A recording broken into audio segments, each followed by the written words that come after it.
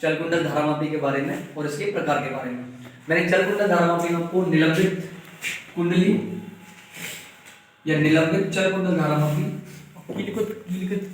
कीलकृत कुंडली वेस्टर्न धारामापी और एक वेस्टर्न धारामापी, दोनों के बारे में आपको बता दिया था। कील की तो कहते हैं यार। जी भैया, वेस्टर्न धारामापी, दोनों ही धारामापियों को मैंने आपको बता दिया था और दोनों धारामापियों में मैंने आपको बताया था कि दोनों ही धारामापियों का सिद्धांत भी एक ही है, ठीक है, जिन्हें हम अंग्रेजी में गैल्वेनोमीटर भी कहते हैं, मूविंग कॉइल गैल्वेनोमीटर। निलंबित चलकुंडल धारामापी को सस्पेंडेड मूविंग कॉइल गैल्वेनोमीटर, जबकि वेस्टर्न धारामापी को वेस्टर्न गैल्वेनोमीटर कहते हैं। दोनों में एक समानता थी, दोनों ही माइक्रो एम्पीयर तक के करंट को मेजर कर सकते थे।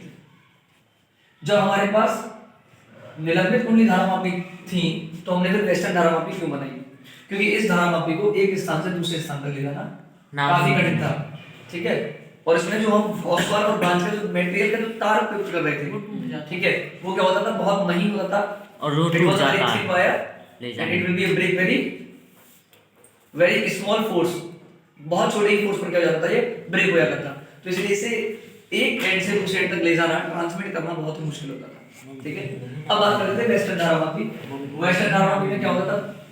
वेस्टर्न धारामापी का सिद्धांत भी वही था कि जैसे जैसे हम किसी भी तार में, किसी भी वायर में इलेक्ट्रिक करंट का मान अर्थात विद्युत धारा का मान धीरे धीरे बढ़ाते हैं, ठीक वैसे क्या होता है, चुंबकीय क्षेत्र का मान बढ़ता है। चुंबकीय क्षेत्र का मान बढ़ता है तो चुंबकीय बल का मान भी बढ़ता है। तो उसमें दो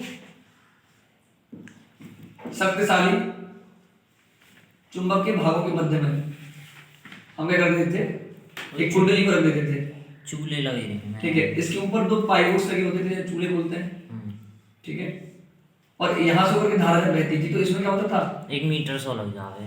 यहाँ पर एक सुई लगी रहती थी जो विक्षेप को पढ़ लेती थी। यानी जब किसी भी तार में धारा प्रवाहित की जाती है तो उसके चारों ओर एक चुंबकीय क्षेत्र पैदा हो जाता है। जब चुंबकीय क्षेत्र धारा में जो तार है उसमें होकर के धारा प्रवाहित होती है तो होता यह है कि उस स्थिति में कुंडली घूमने लगती है और कुंडली में चुंबकीय क्षेत्र पैदा होता है। अब ये चुंबकीय क्षेत्र एक दंड चुंबक के मध्य में, निदान चुंबक के बीच में, शक्तिशाली चुंबक के बीच में कार्य करता है। तो उस स्थिति में होता यह है कि ये इस पर एक बल युग्म आघूर्ण कार्य करता है, अर्थात बल आघूर्ण कार्य करता है, बलों का एक जोड़ा काम करता है। जैसे हम क्या बोलते थे, torque is equal to NIAB sin theta. और बताया था मैंने आपको, जब ये 90 अंश पर होगा अर्थात theta is equal to 90 degree होगा तो टॉ बराबर है तो क्या होगा, मैक्सिमम होगा टॉर्क। यहां तक बात क्लियर है? टॉ मैक्सिमम बराबर है पॉइंट। अब इसके बाद आगे बात कर लेते हैं। आपको ये दोनों धारामापी समझ में आ गई। इससे पहले वाली धारामापी भी आपको पता थी कि इसमें स्प्रिंग लगाते थे, स्प्रिंग के बाद पाइप यहां पर मरोटोपी, ठीक है, या टॉरिजनल लिक्विडिटी कैप भी बोल देते हैं। यहां पर एक स्प्रिंग होती थी, यहां पर एक ये फॉस्फोर ब्रांच का तार होता था, ये आपका लैंप होता था, लैंप के नीचे बिल्कुल आपको क्या लगा था, एक कुंडली लगी रहती थी आयताकार, इसके बीच में नर लोहे की छड़ रहती थी, ठीक है, जो विक्षेप को पढ़ लेती थी।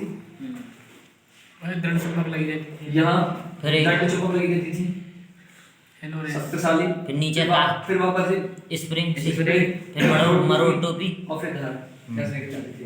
इसमें धारा प्रवाहित करते थे और मैंने बताया था कि इसमें भी एक बलों का जोड़ा काम करता है, तार पर भी मरोटोपी के कारण इसमें ऐंठन और दृढ़ता मरोड़, ठीक है, दो टर्म आते थे जो किसके बराबर थे, दो बलों के जोड़े पूरे सिस्टम पर काम कर रहा है दो बार, एक बार NIAB जो टॉर्क वर्क कर रहा था इसके मध्य में, ठीक है, और दूसरा C5 वर्क करता था, ठीक है। तो यहाँ से क्या करते थे, फाई आइडेंटिफाई कर लेते थे, NIAB ओवर अपॉन C, ठीक है।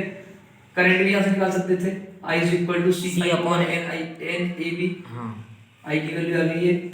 इसके बाद मैंने धारामापी की सुग्राह्यता का एक टर्म बताया था, वो टर्म क्या था कि जैसे जैसे धारा का मान बढ़ाएंगे वैसे वैसे इस लैंप पर विक्षेप का मान बढ़ता जाएगा और क्या करेंगे, धारा के मान को परिवर्तित करने के बाद क्या करेंगे, चुंबकीय क्षेत्र के परिवर्तन के कारण आराम से आसानी पूर्वक उस धारा के मान को पढ़ सकते हैं विक्षेप लैंप पर या पैमाने पर। वहां पर हम क्या कर रहे थे, उस स्थिति में आपने क्या किया था, धारा की सुग्राह्यता कर रहे थे, सेंसिटिविटी ऑफ इलेक्ट्रिक करंट, सुग्राह्यता को सेंसिटिविटी कहते हैं। यहाँ पर आ जाता था फाई ओवर आई और आई की वैल्यू आप यहाँ से पुट कर देते थे तो ये पूरा टर्म है, यहाँ था फाई ओवर एन, आई ये बढ़ जाएगा C5 NAB upon C, NAB upon C, नहीं सी नहीं है, I is equal to the C five over N A B, तो फाइव से फाइव कट जाता था N A B over C C. ये आ गई सेंसिटिविटी। अब वोल्टेज सेंसिटिविटी क्या होती थी? वोल्टेज सेंसिटिविटी मैं आपको ऊपर कर दे रहा हूँ। वोल्टेज सेंसिटिविटी होती थी वी एस वी, ठीक है, सेंसिटिविटी ऑफ वोल्टेज, इस वी सफिक्स में आएगा और आ जाएगा 5 ओवर वी। 5 की वैल्यू आपको पता ही है, क्या निकल कर आ रही थी?